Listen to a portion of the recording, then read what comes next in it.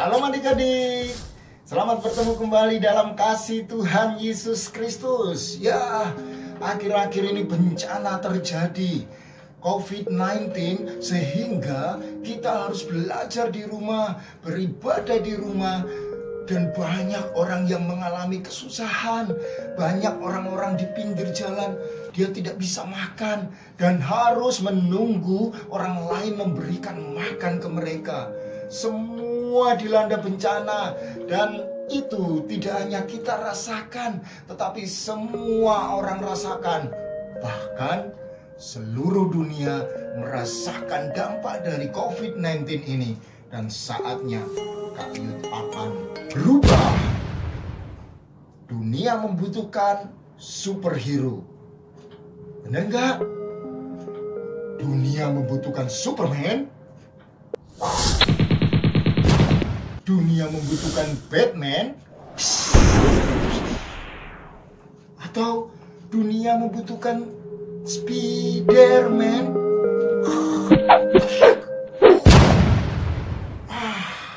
Sepertinya Kak Yud akan berubah menjadi superhero. Ya, oke, aku akan menyelamatkan dan menolong orang-orang dengan superhero. Akan berubah menjadi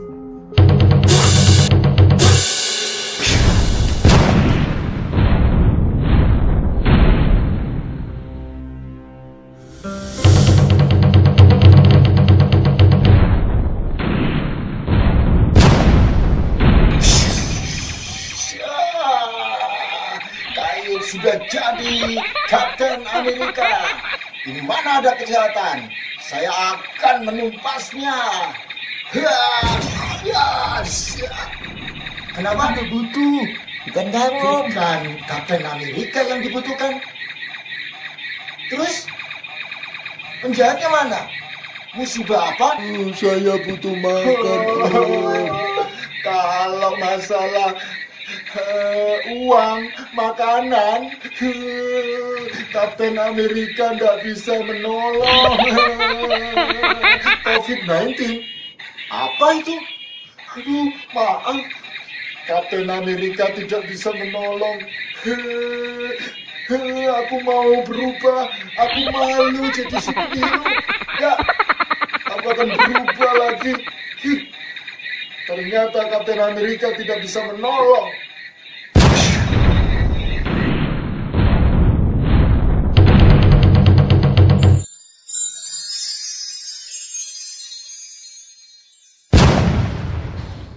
Berubah jadi Kak Yud lagi.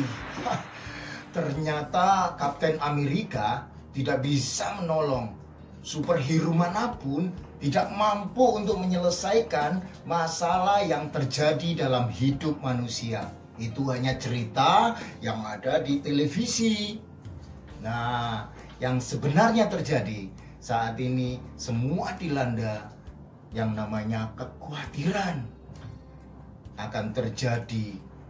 Orang-orang atau orang tua kalian tidak kerja lagi karena PHK, atau bahkan anak-anak yang terlantar di pinggir jalan karena orang tuanya tidak bisa menghidupinya lagi, tidak bisa mencukupi kebutuhannya lagi. Adik-adik, peristiwa ini terjadi juga kepada tokoh di Alkitab yang namanya Lazarus. Ya, kita akan belajar tentang firman Tuhan, bagaimana Lazarus dibangkitkan dari kematian.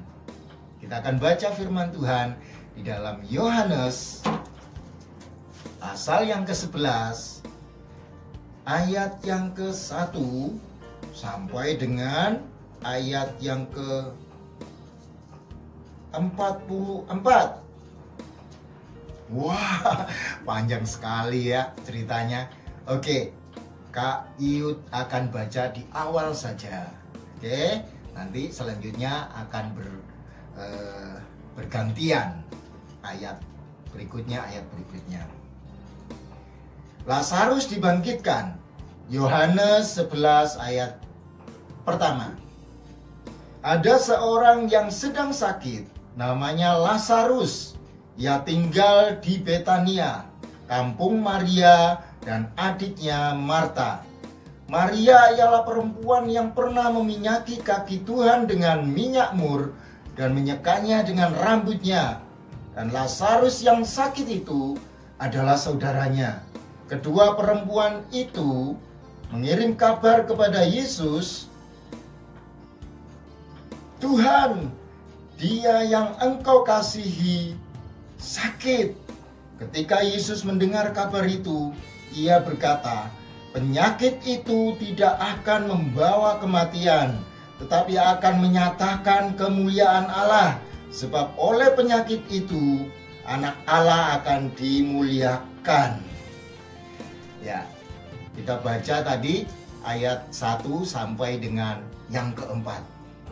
Adik-adik, semua pernah dengar cerita tentang Lazarus, ya kan?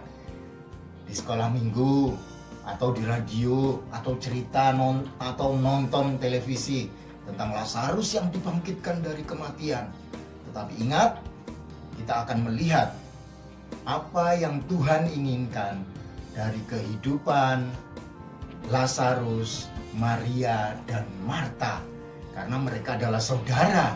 Ya, saat itu benar-benar Yesus sangat kasihan Lazarus yang sakit, akhirnya meninggal dunia. Saudaranya Marta dan Maria merasa sedih dan mohon pertolongan Tuhan. "Tuhan, tolong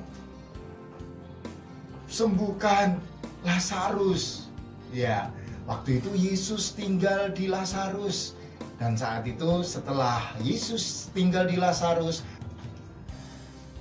Yesus merasa kasihan kepada Lazarus, kepada Maria dan Marta, karena mereka adalah orang-orang yang dicintai Tuhan.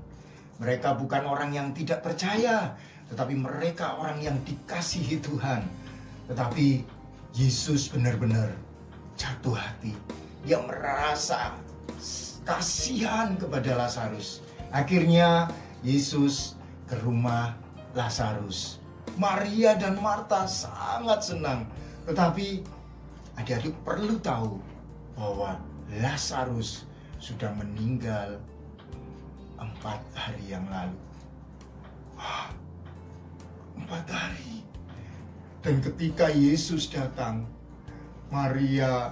Marta, mereka menangis, "Tuhan, kenapa Engkau tidak tinggal di sini? Dan mungkin kalau Engkau tinggal di sini, maka Lazarus tidak akan meninggal." Maria juga seperti itu. Marta pun demikian. "Kalau Yesus, Engkau tinggal di sini, Lazarus nggak akan mati.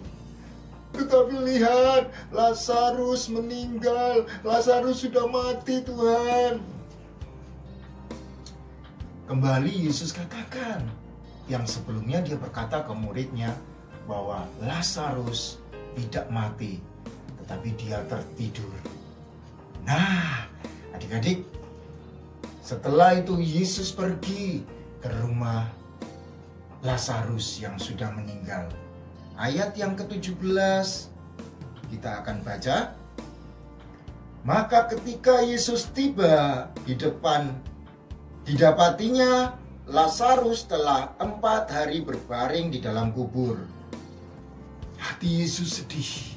Dan saat di depan makam yang di sana waktu itu makamnya seperti goa, seperti waktu Yesus dimakamkan.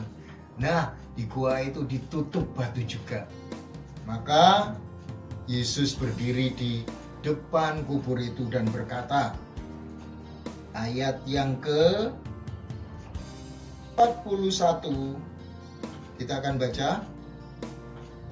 Maka mereka mengangkat batu itu, lalu Yesus menengadah ke atas dan berkata, "Bapa, aku mengucap syukur kepadamu karena Engkau telah mendengarkan aku."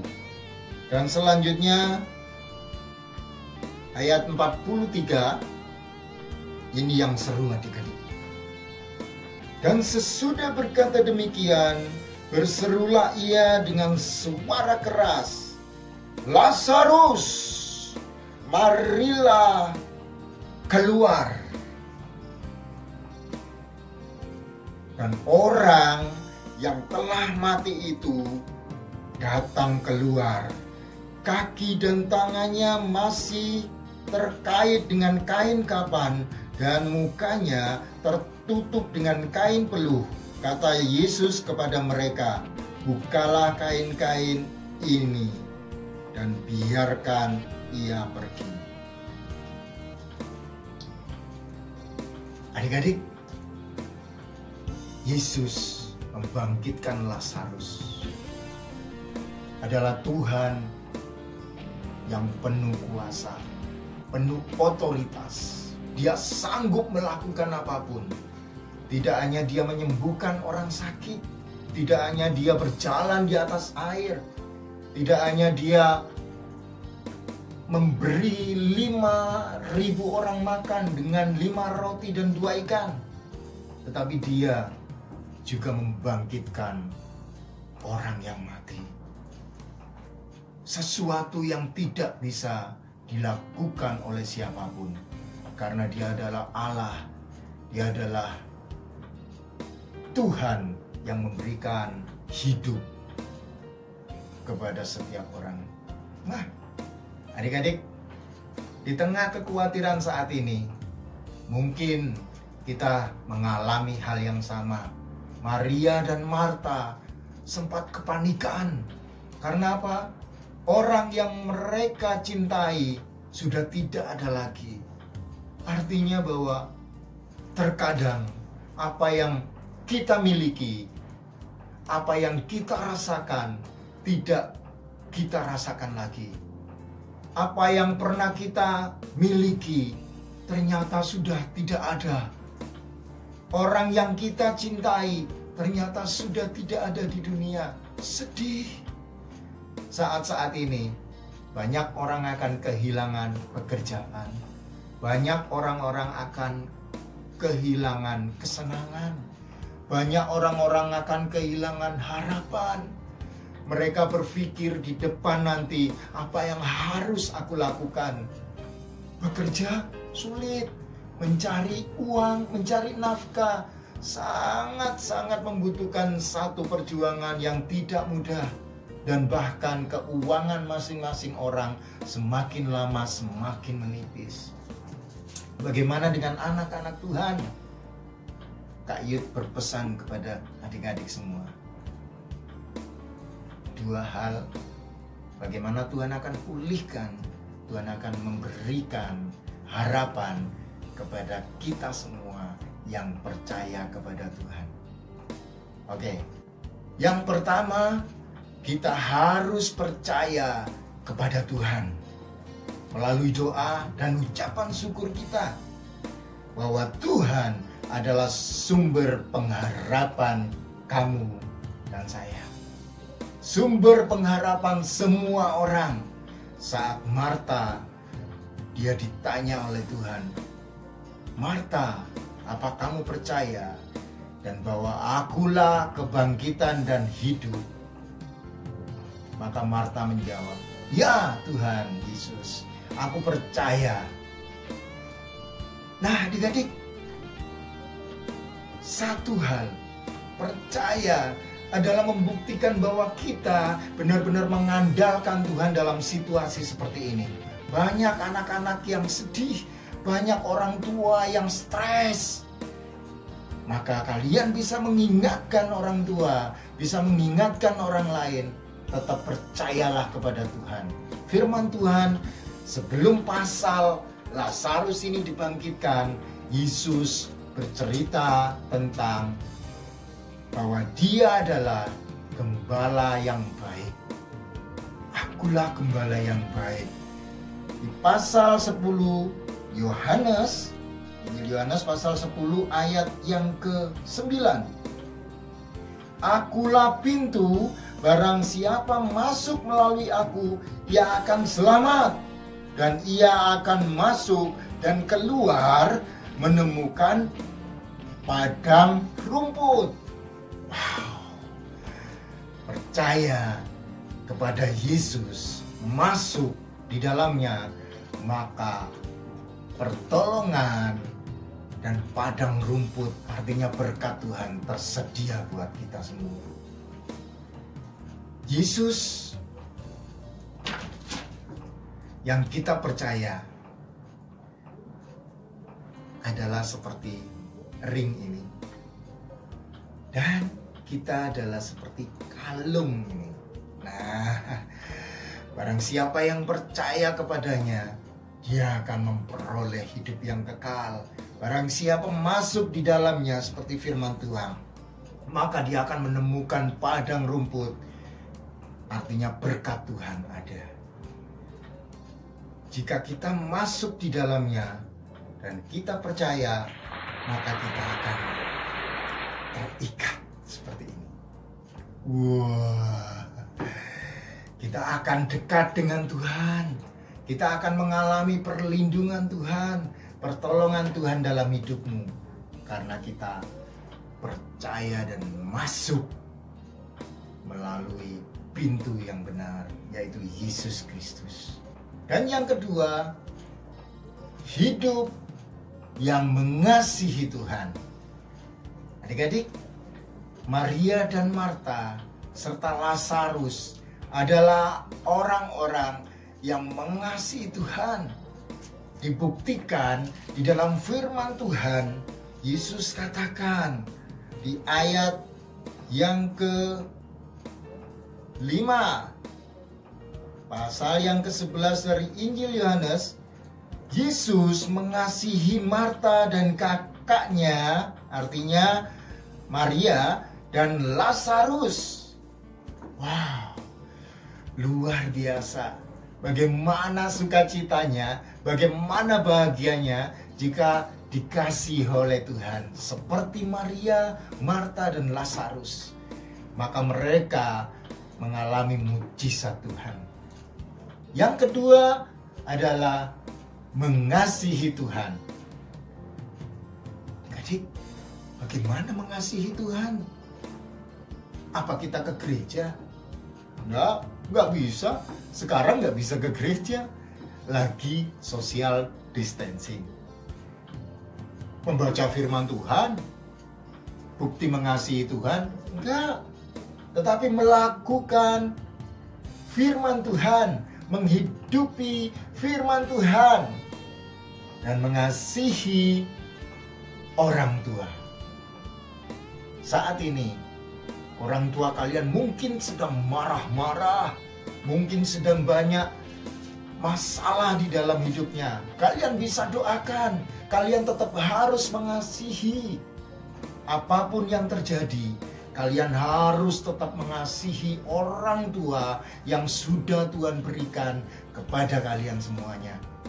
Yesus ada di orang tua kalian, maka kalian harus menghormati dan mengasihi mereka. Firman Tuhan kembali tentang gembala yang baik. Yohanes pasal yang ke-10 ayat yang ke-10. Injil Yohanes pasal 10 ayat 10 dikatakan, pencuri datang hanya untuk membunuh, pencuri datang hanya untuk mencuri dan membunuh dan membinasakan. Aku datang supaya mereka mempunyai hidup dan mempunyainya dalam segala kelimpahan. Yesus datang agar kita hidup dan mempunyai dalam segala kelimpahan. Hidup yang bagaimana? Hidup yang melakukan firman Tuhan, melakukan kebenaran. Nah, adik-adik, selama kita di rumah, selama kita belajar beribadah di rumah, maka tetap kita harus melakukan perintah Tuhan. Tetap kita harus mengasihi Tuhan. Nah, Kayut punya permainan Babel. Babel ini gambaran dari berkat Tuhan, pertolongan Tuhan. Apakah orang yang diselimuti dosa bisa merasakan pertolongan Tuhan?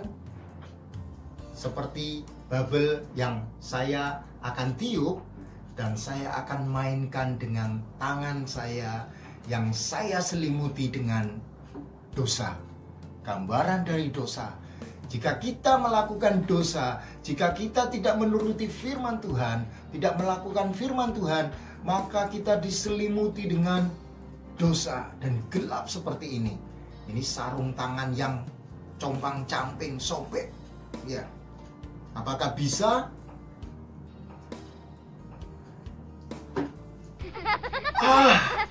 Tidak bisa. Sulit. Tidak bisa ditangkap dan dimainkan oleh orang yang diselimuti dengan dosa dan pelanggaran. Karena dia tidak mengasihi Tuhan. Di tengah kesulitan seperti ini, di tengah musibah yang terjadi, maka jangan pernah lakukan dosa dengan mulutmu, dengan perbuatanmu. Karena Tuhan hanya mengasihi orang yang percaya dan mengasihi Dia. Oke, sekarang sarung tangan ini Kak Yud akan ganti dengan sarung tangan yang baru. Perbuatan kita yang lama harus dilepaskan dan diganti dengan sarung tangan yang baru. Sarung tangan yang baru, hidup yang baru, hidup yang mengasihi Tuhan dan yang melakukan firman Tuhan di dalam hidupnya. Mengasihi sesamanya, mengasihi orang tuanya. Apakah bisa orang yang mengasihi Tuhan dan sesamanya menikmati berkat Tuhan, menikmati pertolongan Tuhan, dan menikmati mujizat Tuhan? Kita akan coba. Apakah berkat Tuhan akan bisa dinikmati? Wah, bisa dinikmati dan dimainkan, Bapak Ibu. Wah, luar biasa. Adik-adik, pertolongan Tuhan akan bisa kita nikmati dan kita rasakan kalau kita mengasihi Tuhan dan melakukan firman-Nya di dalam hidup kita sehari-hari. Nah, adik-adik, percayalah kepada Tuhan dan tetap mengasihi Tuhan. Tetap andalkan Tuhan di dalam hidup kalian. Kalian kecil, tetapi kalian punya Yesus yang besar dalam hidupmu. Ingatkan orang tuamu, tetap mengucap syukur.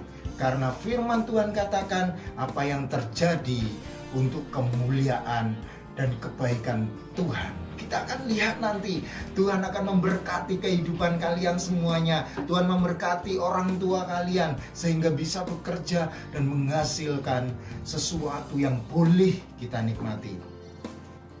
Yang pertama, kalian harus percaya kepada Tuhan sebagai sumber pengharapan. Dan yang kedua, kalian harus tetap mengasihi Tuhan Yesus, melakukan perintahnya, berdoa dan berharap kepada Tuhan. Oke adik-adik, sampai ketemu di cerita selanjutnya. Cerita Lazarus saat ini mengingatkan kita bahwa Lazarus mengalami pertolongan Tuhan karena dia percaya kepada Tuhan dan mengasihi Tuhan Yesus. Amin. Yuk kita berdoa. Terima kasih Tuhan atas pertolongan-Mu, atas penyertaan-Mu sehingga kami boleh sehat saat ini. Kami percaya Tuhan kepadamu karena Engkaulah sumber pengharapan dalam hidup kami. Dan kami mau melakukan kebenaran akan firman-Mu sebagai bukti kami mengasihi Engkau Tuhan. Terima kasih Tuhan. Kami percaya Tuhan akan pulihkan kami. Tuhan akan pulihkan keluarga kami. Tuhan akan pulihkan Indonesia dari musibah COVID-19 ini. Dan kami percaya bahwa pertolongan Tuhan tepat pada waktunya. Kemuliaan Tuhan akan terpancar buat semua orang. Bahwa Yesus satu-satunya jalan kebenaran dan kehidupan. Terima kasih Tuhan. Kami bersyukur dan kami percaya Tuhan Yesus akan menyertai dan memberkati kami mulai hari ini sampai Maranatha Tuhan Yesus datang kembali. Dalam nama Tuhan Yesus kami sudah berdoa dan bersyukur kepada Tuhan. Yang percaya katakan amin. Oke, selamat bersukacita dan tetap bersyukur kepada Tuhan. Sampai ketemu di cerita selanjutnya. Tuhan Yesus memberkati. Ya.